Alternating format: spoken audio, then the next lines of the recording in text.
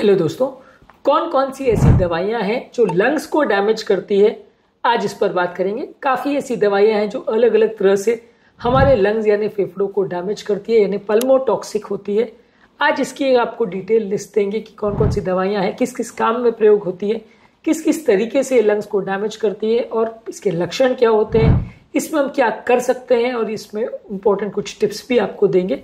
Topic पर जाने से पहले जो लोग हमारे चैनल पर नए हैं उन्हें रिक्वेस्ट करूंगा कि चैनल को सब्सक्राइब करें, वीडियोस को लाइक करें, शेयर करें, फॉलो करें, कमेंट करें, पूरा देखें। टॉपिक बहुत ही इंपॉर्टेंट है, इसलिए इसे एंड तक देखिएगा। ज़्यादातर लोगों को ये आइडिया ही नहीं होता कि कुछ दवाइयों के माध्यम से लंग्स को भी डैमेज हो सकता है। लोगों को ज़्यादातर लगता है कि दवाएं खाली लिवर किडनी को ही डैमेज करती है, इसलिए ये वीडियो बहुत ज़्यादा इंपॉर्टेंट है, इसे एंड तक देखिएगा। चलिए शुरू करते हैं इंपॉर्टेंट वीडियो। सबसे पहले कौन कौन सी ऐसी कॉमन दवाइयाँ हैं जो किडनी को डैमेज करती है, इस पर बात करेंगे। कैंसर के लिए यूज की जाने वाली कीमोथेरेपी एजेंट जिसमें ब्लियोमाइसिन ये पल्मोनरी फाइब्रोसिस कर सकती है। मिथोट्रेक्सेट ये भी इंटरस्टिशियल लंग डिजीज और लंग में निमोनाइटिस या सूजन कर सकती है।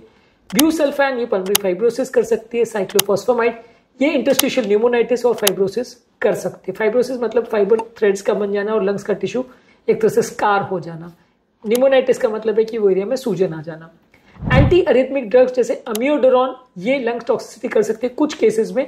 काफी कॉमनली यूज की जाने वाली रिदम के लिए दवा है, ये काफी केसेस में कर सकती है लंग्स को डैमेज, निमोनाइटिस और फाइब्रोसिस कर सकती है। इसके अलावा procainamide drug induced lupus nephritis, lupus lung involvement कर सकती है। प्रोकेनामाइड भी एंटी अरिथमिक यानी रिदम प्रॉब्लम के लिए यूज की जाने वाली दवा है। इसके अलावा एंटीबायोटिक्स में यानी कीटाणुनाशक दवा में नाइट्रोफ्यूरेंटाइन ये पल्मोनरी फाइब्रोसिस और लंग में रिएक्शंस कर सकती है। सल्फसैलाजिन हाइपरसेंसिटिविटी निमोनाइटिस और इंटरस्टिशियल लंग डिजीज कर सकती है। और मिनोसाइक्लिन ये ड्रग इंड्यूस्ड लूपस कर सकते हैं जिसमें लंग इन्वॉल्वमेंट हो सकता है।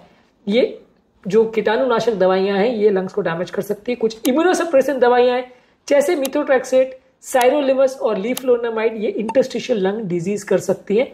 ये भी इम्यूनिटी को कम करने वाली दवाई हैं, ये लंग्स को डैमेज कर सकती है। पेन किलर्स में non steroidal anti inflammatory drugs aspirin ये लोगों को कुछ लोग एस्पिरिन इंड्यूस्ड एस्थमा कर सकता है या aspirin induced respiratory disease AERD इसको बोलते हैं, ये कर सकता है। कुछ केसेस में आइबुप्रोफेन और बाकी जो NSAIDs है वो भी हाइपर सेंसिटिविटी निमोनाइटिस कर सकते हैं। हालांकि इसका लंग पे इन्वॉल्वमेंट कम है, किडनी पे इन्वॉल्वमेंट ज्यादा है। इसके अलावा कुछ बायोलॉजिकल एजेंट जैसे इन्फ्लिक्सीमैब ये इंटरस्टिशियल लंग डिजीज और ग्रैनुलोमैटस डिजीज कर सकती है। TNF अल्फा इनहिबिटर्स ये भी बॉडी की इम्यूनिटी को कम करने के लिए और अलग अलग तरह के कैंसर्स में इन तरह की मेडिसिन यूज करते हैं। इसके अलावा रिटुक्सीमैब ये भी आर्थराइटिस में यूज करते हैं, ये भी इंटरस्टिशियल निमोनाइटिस कर सकती है। मिर्गी के लिए यूज की जाने वाली दवा फेनिटोइन और कार्बामेजिपिन लंग में हाइपर सेंसिटिविटी रिएक्शंस कर सकती हैं। कुछ ड्रग्स जैसे कोकेन और हीरोइन ये लंग्स में निमोनिया कर सकती है और ब्रोंकोस्पाज्म और पल्मोनरी एडिमा कर सकती है। इसके अलावा कुछ और मेडिसिन जैसे गोल्ड सॉल्ट है जो वो आर्थराइटिस में यूज होती है, ये रूमेटॉइड आर्थराइटिस के पेशेंट्स में जब यूज होती है तो लंग्स को डैमेज या पल्मोनरी फाइब्रोसिस कर सकती है। और इसके अलावा पेनिसिलिन जो है वो ड्रग इंड्यूस्ड लूपस और पल्मोनरी इन्वॉल्वमेंट कर सकती है। या ड्रग इंड्यूस्ड लूपस का मतलब है कि ये दवाई ऑटो एंटीबॉडीज बनाती है, यानी बॉडी में कुछ एंटीबॉडीज बनाती है जो कि पूरे शरीर को डैमेज करते हैं। इस दौरान लंग्स भी डैमेज हो सकता है। ये अलग अलग दवाएं कैसे लंग्स को डैमेज करती है, या तो कोई दवा डायरेक्टली लंग्स को डैमेज कर देगी या लंग्स में सूजन होगा जिससे लंग्स में डैमेज हो जाएगा। कुछ लोगों में इम्यून रिएक्शंस होते हैं जिसकी वजह से, जैसे मैंने वो लूपस का रिएक्शन होगा और बॉडी में एंटीबॉडीज बन जाएंगे जिससे लंग्स डैमेज हो जाएगा। और कुछ पेशेंट में रिएक्टिव ऑक्सीजन स्पीशीज बन जाएंगे जो कि ऑक्सीडेटिव स्ट्रेस की वजह से लंग्स को डैमेज कर सकते हैं। इसके लक्षण क्या होंगे, वही जो लंग्स डैमेज के लक्षण होते हैं, सांस फूलना, खांसी आना, बुखार आना, छाती में दर्द होना, वीजिंग होना, कमजोरी होना, सुस्ती होना, ये इसके लक्षण हो सकते हैं। इसको चेक कैसे करेंगे, यदि किसी व्यक्ति को अगर इस तरह के कोई भी लक्षण है तो पहले उसका हम एक्सरे करके देखेंगे या CT स्कैन करके देखेंगे कि लंग्स में कोई सूजन या प्रॉब्लम या इन्फ्लेमेशन तो नहीं है। इसके लिए हम पेशेंट का बेसलाइन एक बार लेवल्स देखते हैं, उसके पल्मोनरी फंक्शन टेस्ट वगैरह करके देखते हैं और थेरेपी के बाद उन दवाइयों के लिए जहां पे लंग्स टॉक्सिसिटी का चांसेस है वहां ट्रीटमेंट के बाद अगर खासकर पेशेंट को सिम्टम्स हो रहे हैं तो रीचेक करके देखते हैं कि कोई डैमेज तो नहीं हो रहा है। जिन लोग को अगर ऑलरेडी लंग्स का इश्यूज है तो वहां आपको ये दवाइयों का प्रयोग नहीं करना चाहिए। बहुत ज्यादा जरूरी हो तो ही यूज करना चाहिए और ज्यादातर इस तरह के केसेस में आपको पेशेंट को प्रॉपर्ली एजुकेट करना जरूरी है कि आपको इस तरह का प्रॉब्लम आ सकता है। यदि कोई प्रॉब्लम एक्चुअल में आ रहा है तो फिर दवा को या तो बंद करना है या चेंज करना है दूसरी थेरेपी में।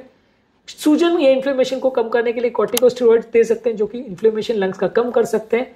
और ओवरऑल अगर लंग्स डैमेज हो गया तो ऑक्सीजन थेरेपी और बाकी सपोर्ट थेरेपी और कभी कभार हॉस्पिटल एडमिशन की जरूरत पड़ सकती है यदि लंग्स बहुत ज्यादा डैमेज हो गया है। आज के टॉपिक में हमने आपको एक लिस्ट दी उन दवाइयों की जो लंग्स को डैमेज कर सकती हैं ये लिस्ट के बारे में जानना जरूरी है क्योंकि ज्यादातर लोगों को लिवर किडनी के डैमेज का पता होता है, लंग्स के डैमेज का पता नहीं होता है। ये दवाई किस तरह से लंग्स को डैमेज करती है और क्या क्या इंपॉर्टेंट इश्यूज होते हैं, और इससे बचने के लिए कुछ यूजफुल टिप्स पर भी हमने बात करी।